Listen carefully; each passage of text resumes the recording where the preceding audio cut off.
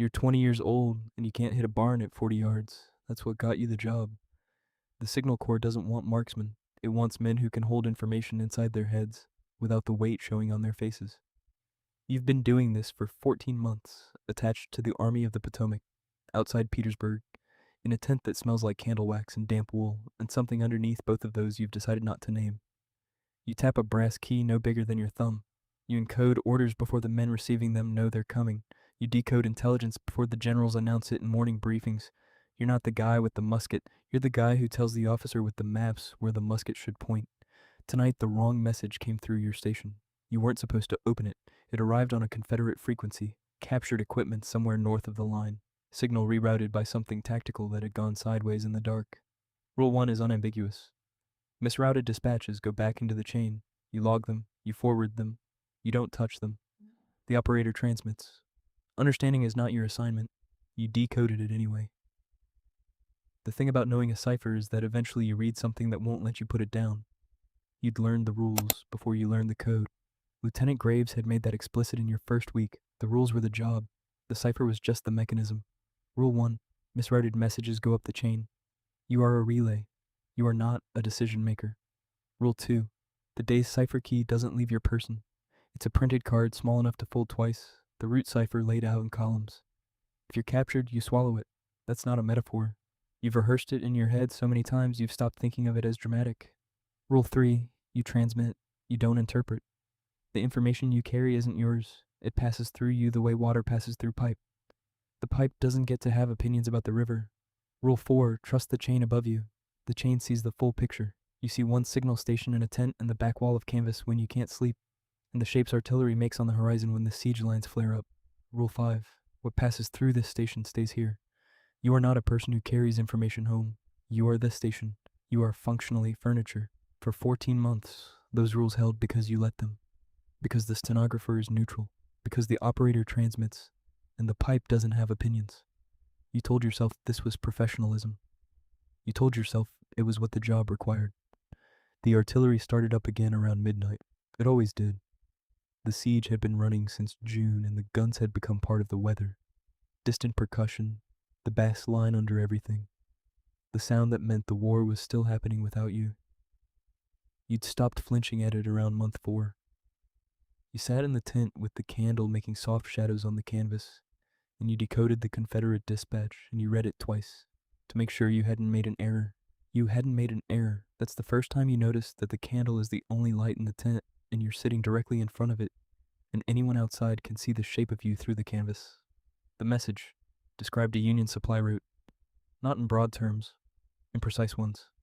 A road designation, a timing window, notes about guard rotation intervals that matched to the hour, a schedule that had passed through your station 11 days ago, the kind of detail that doesn't come from observation of terrain or cavalry reconnaissance, the kind that comes from someone who was told someone had been feeding traffic to the Confederate Signal Corps. And the only place this specific information had ever existed, compiled in this sequence, was in dispatches that had passed through your key. There were 3 operators assigned to this station. Lieutenant Graves, who oversaw operations and handled traffic prioritization, the calm competence of a man who'd been doing paperwork since before the war and had simply moved it to a tent. Caldwell, a 12-year operator, civilian telegraph lines before the war, then military, the man who'd trained you, as emotionally readable as the key itself, who taught you to think in rhythm rather than substitution. And Marsh, a transfer who'd arrived 6 weeks ago from a station near Bermuda 100, quiet, precise, never quite comfortable in the unit's rhythms, in the way that some men never fully arrive at a new posting. You ran the timing against the duty log, in your head first, then on paper, then cross-checked against the station records, because you needed to be sure before you let yourself believe it. The compromised information had moved in 3 separate dispatches over 8 weeks. The first, Caldwell and Marsh both on shift. The second, Marsh alone. Graves at brigade headquarters, you logging secondary traffic from the far position. The third, only Caldwell. You'd been sick that day, running a fever you'd tried to ignore until Graves ordered you to the medical tent. You look at the pattern, you look at it again. The assault was scheduled for dawn, orders that had come through your key 6 hours ago, transmitted and logged and confirmed up the chain. If the Confederates had advanced knowledge of the movement, the assault wouldn't find what it expected to find. You have a window. You don't know how long it stays open. You started with Marsh. It was the rational conclusion. New transfer, unknown background, timing overlaps on 2 of the 3 incidents. You went through the station log quietly during the hour when Graves was at the field desk and Caldwell was on rest rotation. You pulled duty notations against dispatch timestamps. You were methodical. 14 months of being the records function means you know how to read a log as a sequence rather than as individual entries. Then you found what you weren't looking for. Marsh had a notation on the night of the 3rd dispatch, the one with Caldwell alone on primary. Marsh had returned to the station to retrieve a forgotten oilskin, logged himself in, logged himself out. 14 minutes. 14 minutes was enough to read a decoded message left on a desk. You sat with that. Then you sat with what else it meant. If Marsh had been present during Caldwell's shift, the pattern didn't clear either of them. It complicated both. But it also meant someone could have structured the timing to make the overlaps appear to point at Marsh.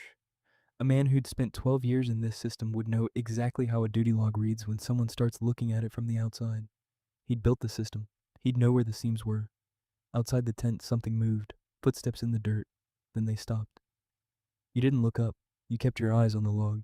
You kept your breathing at the rate it had been before you heard the footsteps. You held your face at the angle that meant occupied. You'd learned this without being taught it. You'd learned it by sitting in the back of the room long enough that the room stopped noticing you. Caldwell had been with the Telegraph Corps since 1852. Civilian lines through 3 states before the war handed him a different kind of wire to run. He'd trained you, Marsh, and 6 other operators over the past 18 months. Not just the code, but the whole operational discipline of the job. The stillness, the neutrality, the way you separate what you carry from what you are. He also knew both cipher systems. His responsibilities included analysis of captured Confederate traffic, which meant he'd been cleared for their route cipher, the structure of it, the column transposition logic, how it was keyed and rotated. He could encode information in a format readable to the other side. You could, with effort. Graves could. Marsh couldn't. Marsh had been trained on Union cipher only. He'd never been cleared for captured traffic analysis. You'd known this and not registered it as significant until you were looking at the duty log at 2 a.m, with candle wax thickening the air. The 2nd dispatch, Marsh alone, had carried the least sensitive material, a supply route timing window, meaningful, but not surgical. The 1st and 3rd, the ones with specific coordinates and rotation schedules, had Caldwell's name underneath them in the duty record. The pattern wasn't pointing at Marsh. The pattern had been built to look like it pointed at Marsh. The artillery had gone quiet in the way it went quiet when something was preparing to shift. You'd learned to read that silence as a distinct frequency. This silence had weight behind it. The candle wax smell was thick now, embedded in the canvas. You sat in it, and you looked at the log, and you understood that Rule 4, trust the chain above you, was written by men who didn't yet know the chain had a hole in it. Caldwell came back from rest rotation at 0200. He moved through the tent the way he always did, without noise, without excess motion, checked his watch, looked at the key the way he always did, calculating the interval since last traffic. Then he looked at the station log on your desk. He said your name, flat, not a question. The way Graves never said it. He said the cipher key needed renewal before the assault. New route cipher, new column sequence. Standard procedure for any major operation. You both knew this. You'd done it a dozen times. He said Graves had authorized the update. He said you should prepare the new card at 0300. He said all of it with the calm of a man who has been transmitting information for 20 years and has learned that the voice carrying no urgency is the voice that gets believed. You said you'd have it ready. He nodded, sat down at his position, began running equipment checks. You understood what you were looking at. Not recruitment in a foreign city. Not blackmail in a back room. Something quieter and more patient. A man moving information through the gaps that only a careful operator knows exist, because a careful operator built the architecture and understands exactly where the mesh is loose. He'd been doing this slowly enough that each incident looked like the gap between shifts. Each incident looked like Marsh. What he needed from you now was tomorrow's assault cipher. The key card. With the correct key, the Confederate Signal Corps could decode every position adjustment, every fallback coordinate, every transmission that came through any Union signal station in the sector. In real time, during the assault itself, he wasn't asking for your loyalty, he was asking for the mechanism. The question isn't whether you understood. The question is when understanding becomes the last moment before it's too late to act. You've stopped thinking those are different questions. You made the key card at 0245. You made 2. 1 accurate. one with a single column transposition offset that would corrupt any decode attempted against it, producing plausible noise instead of coordinates, the kind of error that looks like a tired man's miscopy at 3 in the morning, indistinguishable from fatigue, indistinguishable from an honest mistake. You didn't know who to bring the real information to. Graves was in the chain. The chain had a hole in it somewhere, and you couldn't see high enough to know where. Going to Graves meant going through every variable you couldn't verify. Rule 4 said trust the chain. Rule 4 was written before anyone knew to look at a 12-year operator's duty log. There was a dispatch writer attached to brigade named Tolliver. You'd run traffic through him reliably for 8 months. He wasn't in your chain of command. He wasn't in Caldwell's field of visibility. He was a man on a horse who went where he was pointed, and you'd verified over 8 months that he went there accurately. At 2:15, under the pretense of the latrine, you found Tolliver at the horse line. You handed him a sealed note. You wrote it on the back of a supply receipt. Nothing that looked like a signal dispatch. Nothing that would flag as sensitive in a search. Plain language. No codes. The whole point was that codes were the problem. You wrote what you knew. The timing, the pattern, the cipher concern, the name. Minimum words. Full picture. You told him it was for the brigade signal officer. You said time sensitive. You said nothing else. You went back to the tent. You sat down. At 0300, you handed Caldwell the corrupted keycard. You told him Graves had countersigned it. You said it without hesitation, face neutral, voice level. The operator transmits. The operator doesn't interpret. Caldwell looked at the card. He looked at you.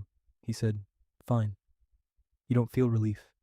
You've spent enough time in this tent to know what relief actually means. It means the danger has passed. The danger has not passed. It has changed its shape, which is different. The assault went at first light. You were at the key the entire time, running traffic as fast as it came through. Position updates, casualty reports, artillery adjustment requests coming in faster than you could relay them. The Confederate lines had prepared for something. Their response was faster than the intelligence estimates, faster than the projections suggested it should have been. But they were positioned half a mile off the main thrust, not at the right coordinates, not at the right time. The ambush that should have been waiting arrived late and displaced. Someone had been working from a corrupted cipher key. You kept tapping.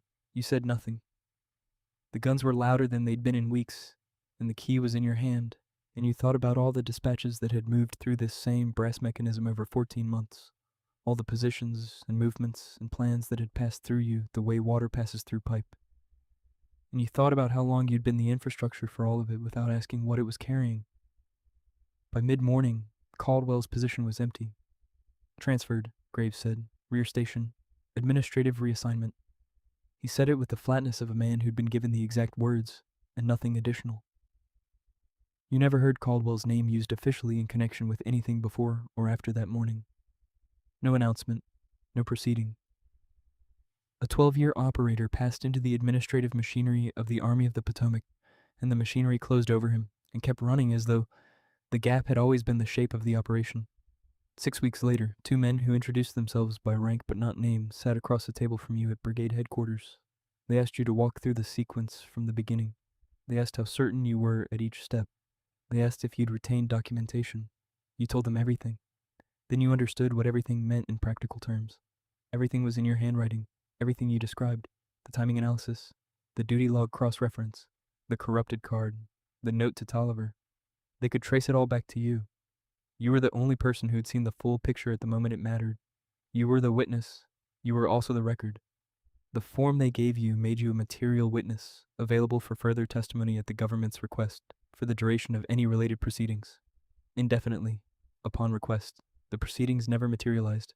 You're still at the key. Different station, different section of what used to be a front. The siege ended. The war ended the way wars do. Not in one moment, but in a series of silences that accumulate until the silence becomes the new frequency, and you can't remember what the guns used to fill. The clicking is the same. There's something about being the man information passes through that doesn't leave you when the information stops. You think in patterns now. You read situations through what isn't said, through the sentence that redirected before it finished, through the name that stopped appearing in dispatches without explanation, through the notation in a duty log that has 14 minutes in it, and no detail about what those 14 minutes held. You carry the cipher key card in your breast pocket. New route, new column sequence, rotated at midnight per standard procedure. You'll burn the old one at shift change. Watch it catch, curl at the edges, reduce, log it as destroyed. The motion is automatic now. You've done it 300 times, and the hand knows what to do before the mind engages. The candle has burned to its last inch. You should replace it. You don't yet. You watch the flame in the draft from the tent flap. It bends. It recovers. It bends again. They kept asking, in the debrief, why you'd opened the Confederate dispatch. You were supposed to route it up the chain. That was Rule 1. You knew Rule 1. You'd recited it back to Graves in your first week. You told them instinct. Operator habit, you said. 14 months of reading traffic builds a kind of pattern recognition that gets ahead of procedure. You told them certain signal characteristics trip something automatic in a trained operator. You said it the way you said everything in that room, correctly clearly with your face at the angle that meant cooperative. That wasn't the complete answer. The complete answer was that you'd spent 14 months being told not to interpret, not to understand, not to read back what passed through your hands. And then the wrong message came through and you saw, in the half second before you could stop yourself, that every rule keeping you neutral was also the rule that made you useful to a man who needed you that way. The pipe doesn't have opinions. The pipe is the mechanism. The pipe is what the river runs through. You opened the dispatch because some part of you had already known the chain had a hole in it. You just hadn't let it be a thought you finished. They kept returning to the same question. What did you know, and when did you know it? As if there was a clean line between information passing through and information landing. As if 14 months of encoding and decoding was separable from comprehension. As if the pipe gets to be innocent of what the river carries. The key is in your hand. The artillery is quiet now, the permanent quiet of after, which has a different texture than the quiet of between. You've learned to tell them apart. You sign the rotation log at end of shift, your hand moves at its usual pace. Some muscle memory survives everything. The candle flame holds. This story is fiction, but the mechanism is real.